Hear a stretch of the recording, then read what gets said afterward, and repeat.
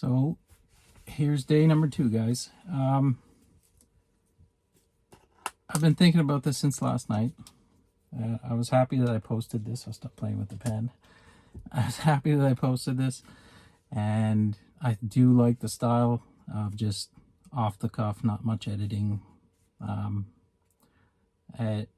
think I'm going to continue with that for a while. I do accept any, suggestions from anybody.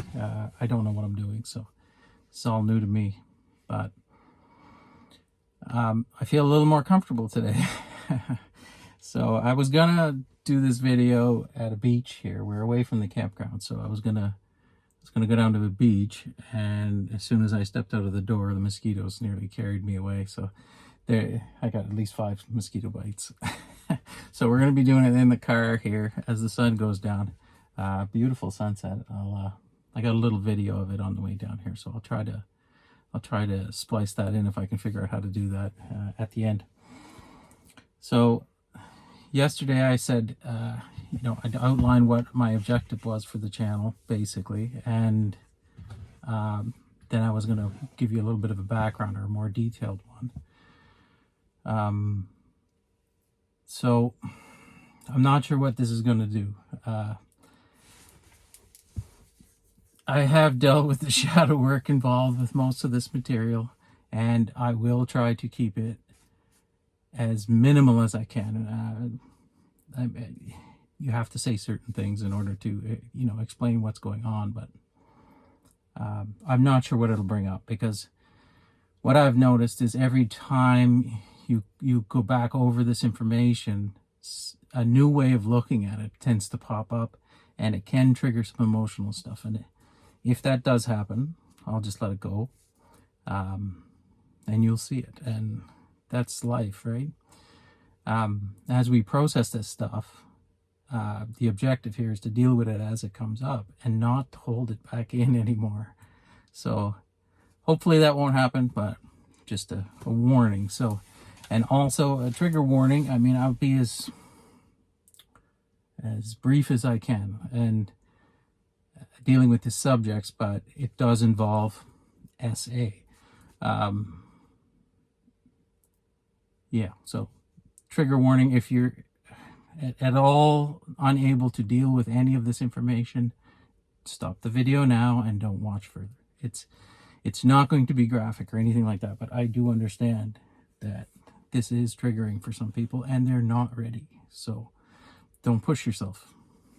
Okay. So, video number 2. So, as I said, I grew up in Eastern Canada. I grew up in a particularly poor village. And I mean village. It was a French-speaking village. Originally, they had all transitioned into speaking English because you wouldn't get a job otherwise by the time I got there.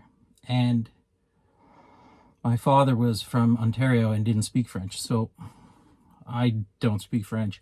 I do understand a little bit of French, but, I can follow a conversation, but I don't speak French. And this community, because of its isolation, was quite a bit removed from any of the industry or infrastructure in the area. So your only 2 options were working, cutting wood or fishing.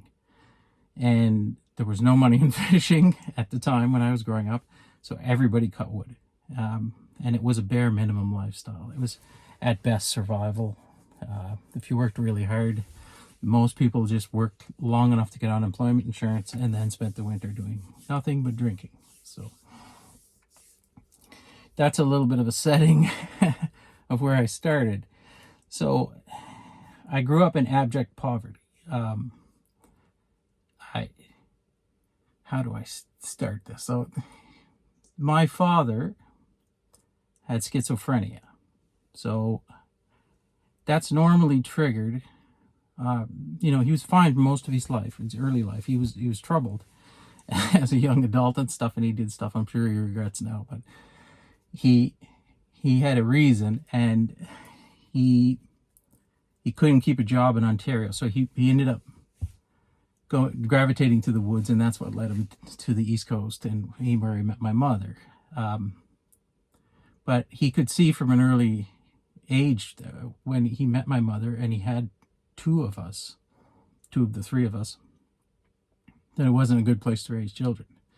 So they tried to move back to Ontario, and unfortunately, he couldn't hold a job there either. His schizophrenia kicked in, became unmanageable, and he had to go on social assistance, which is essentially public welfare. Now, I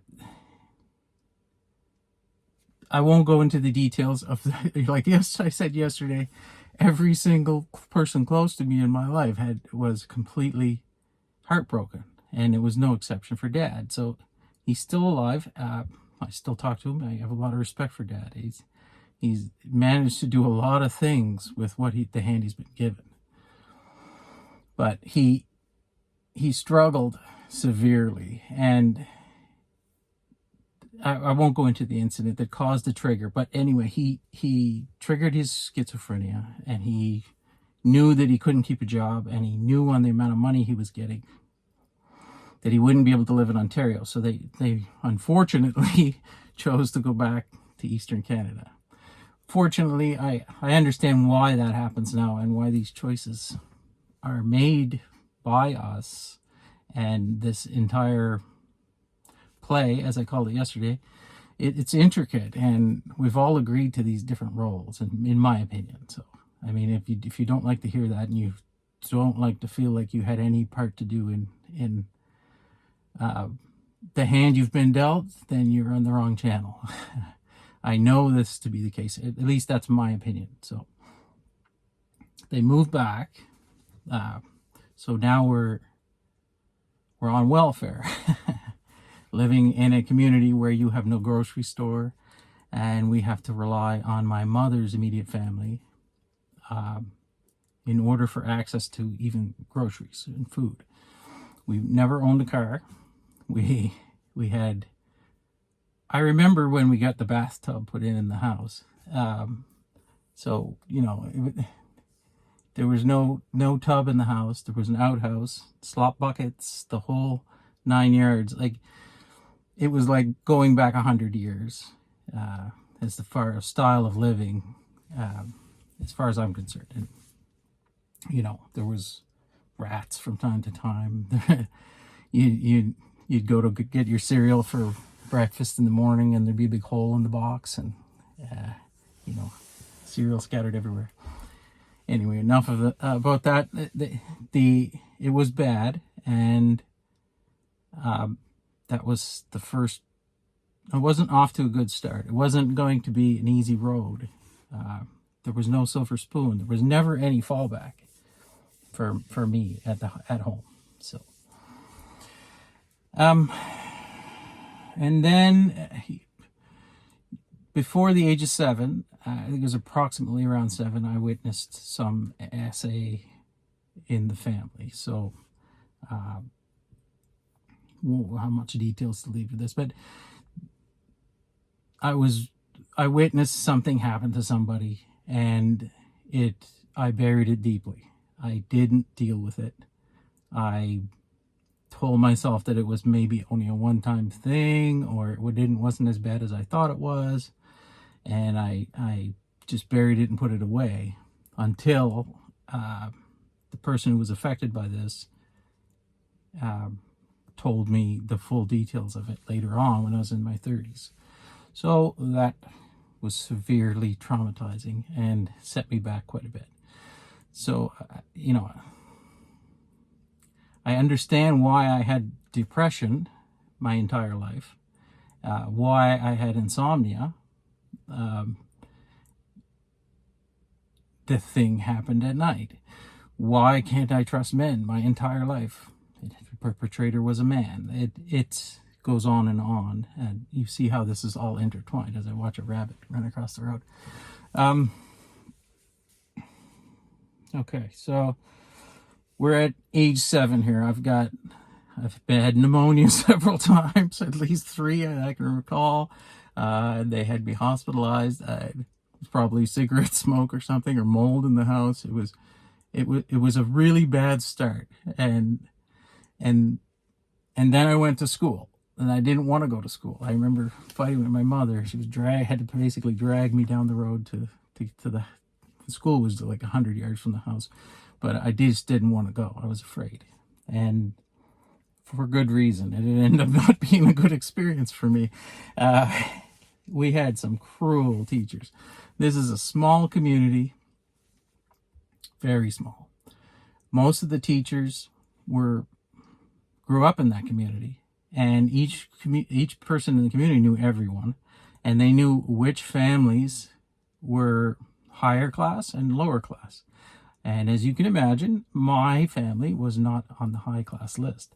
So if this isn't all the teachers at all, but there was one in particular, I won't name any names, but she was extremely cruel. And she didn't like my mother, I found out later, obviously. And she took it out on us. So I had a best friend who was born the same day as me, Michael, and our parents were best friends as well, and we were glued together, like from birth. We lived only a few hundred yards away from each other, so we just spent all day before school playing. And when we got to school, we did the same thing.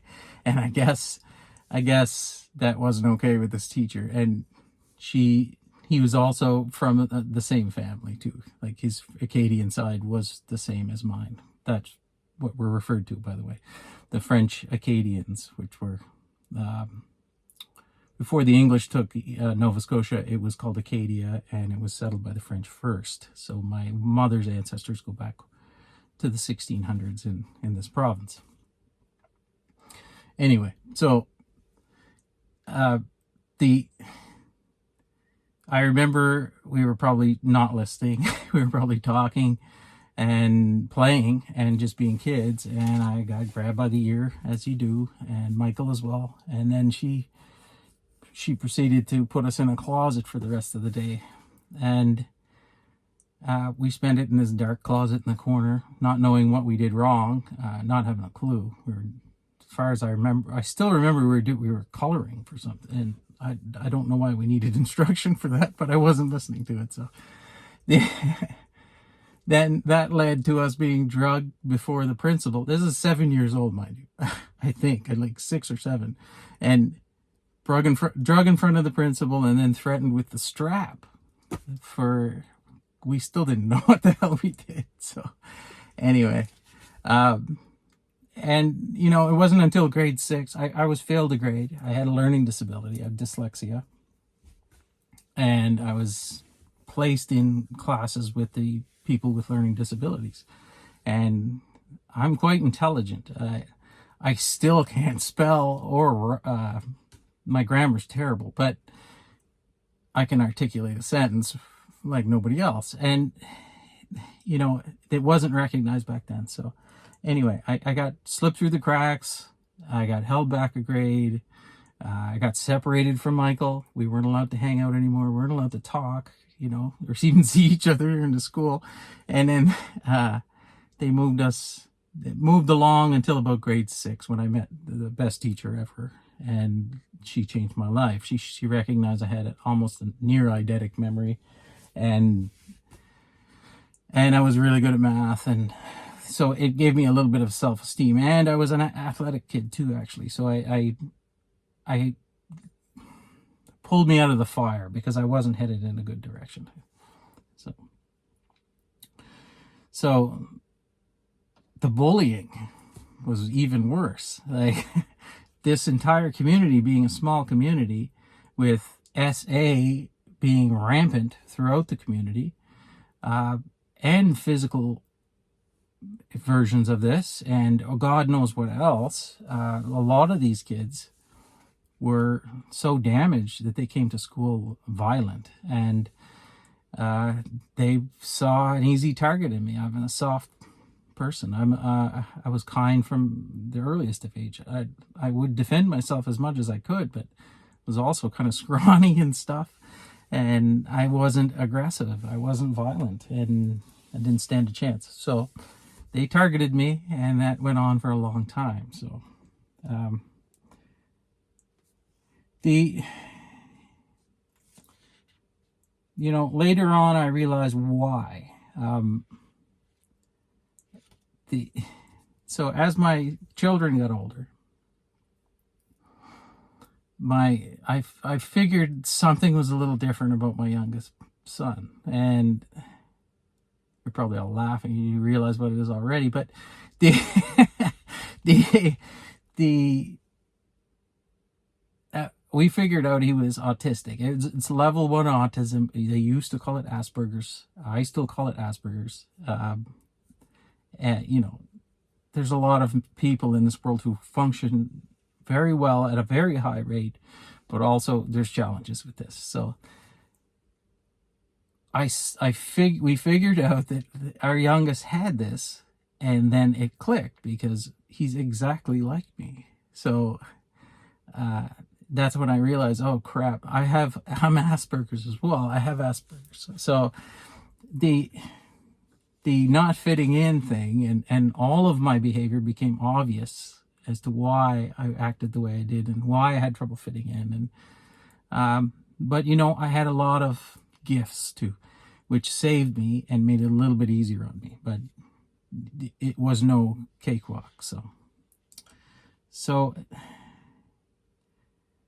the depression from, I forgot about something. I almost forgot something important. So I was an alcoholic. I am an alcoholic. I know that's the way you're supposed to use it, but I don't have any cravings to use alcohol ever again. You call me an alcoholic if you want. That's fine. I don't care. It doesn't matter. But I used alcohol at an early age as much as I could get away with. But I was also a responsible human. So I wanted to be as good a dad as I could, and I wanted to keep a job, and I felt really strongly that these responsibilities were mine, so I kept it under control so that it wouldn't affect those parts of my life, but it obviously affected them. So the reason that happened is depression, and I had depression due to everything else that happened in my life, So So I think the basic point here is, if I need to go on any further about it, how far down this hole I was, maybe I should outline that a little more. So, like, in this community, there wasn't much else to do. So almost everybody drank, including my father, who had a problem with alcohol, but I don't recall it because he was so responsible that he quit when he knew he couldn't support the family on that meager wage and drink. So he just stopped. And it's a trait of autistic people. So unsurprisingly, I can't confirm this, but I'm pretty positive Dad's autistic as well. So as well as schizophrenic and recovering alcoholic. So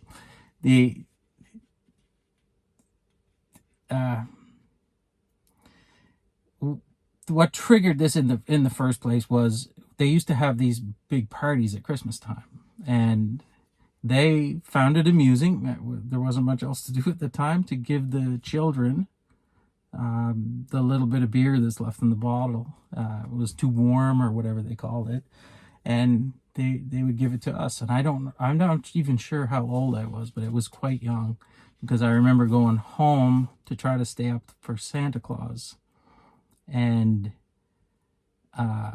not being able to because I was drunk. And yeah, so this is where I was. I had passive suicidal ideation for as long as I can remember. It's like I didn't want to be here since day one on this planet, in this body, with these people around me who did these things that I didn't agree with. Even as a young kid, I knew that most of this was not right. and we shouldn't be doing this. So that's me. That's where I was. Before I woke up, I had years before started using marijuana as it became legal in Canada, and using it to reduce the amount of alcohol I used, which led to a vicious cycle of using it to sleep because I had insomnia, and and then you have to use more and more and more and more, and then that wasn't working, so then you start using alcohol and weed, and then so I was on the precipice. I'd had the realization that I was autistic and last summer in August, and it was the first time that I had to admit to myself that I couldn't do it anymore. I could not do this by myself anymore. I couldn't put the weight of the world on my shoulders and just run anymore. I was going to break. I had resigned myself to existing as long as I could and as healthy as I could, but never quit drinking, mind you, and to hopefully see my grandkids and then just die, because I had no energy left. I had no vitality, no excitement for life, no zest, no nothing. I was a lump in a chair working a job from home, which I didn't explain any of this either. My job used to be in the oil field, where I would go into the oil field, and it turned into working from home, covering 7 to 10 rigs at the same time. So doing the same job, but doing way more of it, but I got to stay at home. So that was for the last 7 years, which, previously, at least if I went to the oil field, I couldn't drink there. So that was a reprieve, and it made me feel like I didn't have an issue with it, because I could do that. I could just go and it would be okay. I wouldn't worry about it. But as you're at home and there's no one to police whether or not you use alcohol or not, it starts a slippery slope, and you start using it more and more, right? And then Amanda would put me in check, and then I would get it back for a while, and then I would start to slowly slip down the slope again. So this was not leading to a good place. So, I didn't do anything anymore. I was working 12-hour shifts, 3 week, what was it? It was 3 weeks on, 1 week off. And by the time they're 12-hour shifts, by the time I would finish my shift, I was too tired to do anything. I would have a couple beers or whatever, and use some marijuana and watch some YouTube videos, and then go to bed and get up and do it all over again, over and over and over. A lot of these were night shifts, and it was no life for me. But it did pay very well. That was it, right?